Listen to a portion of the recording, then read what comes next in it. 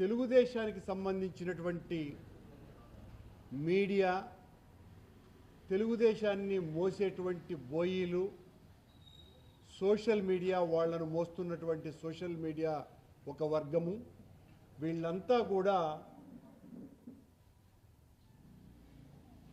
నెయ్యి కల్తీ జరిగిపోయింది సాక్షాత్తు టీటీడీ చైర్మన్తో సహా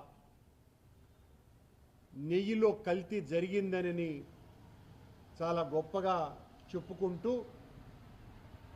మా హయాంలో అంతా పాపాలే జరిగినట్టుగా ప్రచారం చేసుకుంటున్నారు. ఆశ్చర్యంగా సిట్ ఇచ్చినటువంటి రిమాండ్ రిపోర్టులో ఆ నలుగురు నిందితుల్ని చేర్చి ఎక్కడా కూడా ఆ విషయాన్ని ప్రస్తావించకపోవటము, బోలే బాబా డైరీ, వైష్ణవి డైరీ మరియు ఏఆర్ డైరీలకు సంబంధించినటువంటి వాళ్ళ నిర్వాహకంలో జరిగినటువంటి తప్పులను, వాళ్ళు చేసినటువంటి మోసాన్ని చెప్పటమే జరిగింది తప్ప ఒక్కటంటే ఒక్క వాక్యం కూడా సుప్రీంకోర్టు చేత నియమింపబడ్డటువంటి సిబిఐ ఆధ్వర్యంలోని సిట్ ఎక్కడా కూడా నెయ్యిలో ఆవు కొవ్వు, పంది కొవ్వు కలిసినట్టుగా ఒక్కటంటే ఒక్క పదము కూడా లేదు. కానీ ఈ రాష్ట్ర ముఖ్యమంత్రి చంద్రబాబు నాయుడు గారు తన ప్రభుత్వ 100 రోజుల పండుగలో సెప్టెంబర్ 20వ తారీఖున పాపిస్టి వైసీపీ ప్రభుత్వ హయాంలో సాక్షాత్తు దేవదేవుడైనటువంటి ప్రసాదంలో నెయ్యికి బదులుగా, ఆయన అన్నటువంటి మాట, నెయ్యికి బదులుగా యానిమల్ ఫ్యాట్ వాడినారు అని. ఆ మరుసటి రోజు దానికి పొడిగింపుగా నెయ్యిలో పంది కొవ్వు, ఆవు కొవ్వు కలిపారని ప్రచారం చేసినారు. అది మొత్తం 100 కోట్ల మంది హిందువుల యొక్క మనోభావాలను దెబ్బతీసి హిందువులంతా కూడా తల్లడిల్లిపోయి, ఇంత పాపం జరిగిందా, ఇంత ఘోరం జరిగిందా టీటీడీలో, మనం ఇన్ని సంవత్సరాలు తిన్నది పంది కొవ్వునా, ఆవు కొవ్వునా అని ఒక రకమైనటువంటి భయాందోళనలకు గురైనారు. ఈ రాష్ట్ర ముఖ్యమంత్రి సాక్షాత్తు అంత పెద్ద ఆయనే ఈ రకమైనటువంటి ఆరోపణ చేసి మొత్తం హిందువుల మనోభావాలన్నింటినీ కూడా గుల్ల చేసినారు. దీనికి సంబంధించి చాలా స్పష్టంగా ఆ రోజే ఆయన చేత నియమింపబడ్డటువంటి ఈఓ శ్యామలరావు గారు సెప్టెంబర్ 20వ తారీఖున అందులో జూన్ 12, జూన్ 20, జూన్ 25, జూలై 4న టీటీడీ ల్యాబ్ పరిశీలించి ప్రమాణాల మేరకు నెయ్యి ఉందని నిర్ధారించి దాన్ని లోపలికి పంపించినారు అని ఆయన చెప్పారు. అంటే ఇది కూడా ఆయన ప్రభుత్వం వచ్చిన తరువాతనే. తరువాత జూలై 6, జూలై 12న పంపిన 4 ట్యాంకర్ల ద్వారా వచ్చిన నెయ్యిపై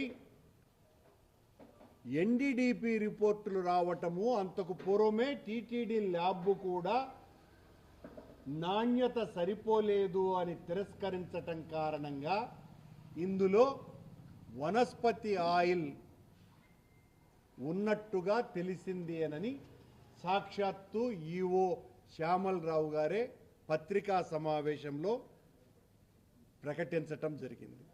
ఆయన చాలా స్పష్టంగా ఆయన మాటల ద్వారా లడ్డూలో ఏ కల్తీ జరగలేదు, జరిగినటువంటి ట్యాంకర్లు లోపలికి పోతూ ఉండే పరిస్థితిని మేము ఆపటం జరిగింది, వాటిల్ని రిజెక్ట్ చేసినాము.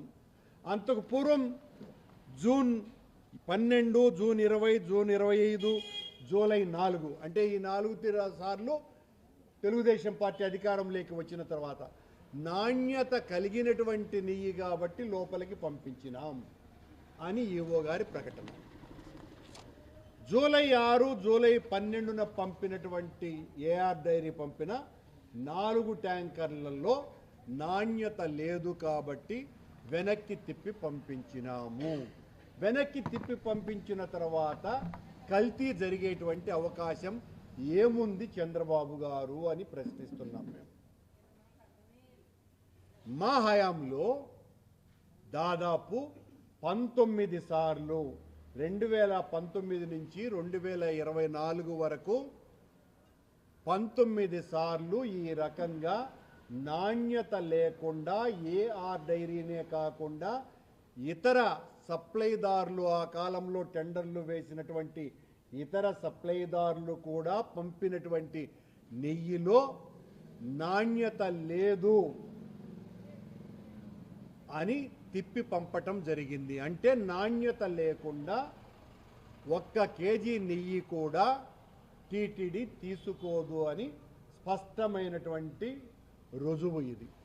ఇంతేకాకుండా 2014 నుంచి 2019 వరకు చంద్రబాబు గారు ముఖ్యమంత్రిగా ఉన్న సమయంలో 15 సార్లు ఇదే రకంగా నెయ్యి ట్యాంకర్లను తిప్పి పంపించినారు నాణ్యత లేని కారణంగా. ల్యాబుల్లో ధృవీకరించి ఇందులో అడల్టరేషన్ ఏదో సమస్య ఉంది అని తిప్పి పంపించడం జరిగింది. అది చంద్రబాబు సమయంలోనూ జరిగింది, జగన్మోహన్ రెడ్డి గారి పాలనలోనూ సాగింది. అంటే టీటీడీలో నెయ్యి యొక్క నాణ్యత నిర్ధారించేటువంటి ల్యాబ్ వ్యవస్థ చాలా పటిష్టంగా ఉన్నది కనుకనే వాటిల్ని అన్నిసార్లు తిప్పి పంపించటం జరిగింది. ఇక్కడ కల్తీకి అవకాశం ఎక్కడ ఉంది? పనిగట్టుకొని చంద్రబాబు నాయుడు గారి ప్రభుత్వం మా మీద దుమ్మెత్తిపోయటానికి వెంకటేశ్వర స్వామి లాంటి అత్యున్నతమైనటువంటి దేవాలయాన్నే తమ స్వార్థం కోసమని వాడుకోవటం తప్ప ఇంకేమున్నది అన్నది అందరికీ కూడా స్పష్టంగా తెలిసిపోయింది.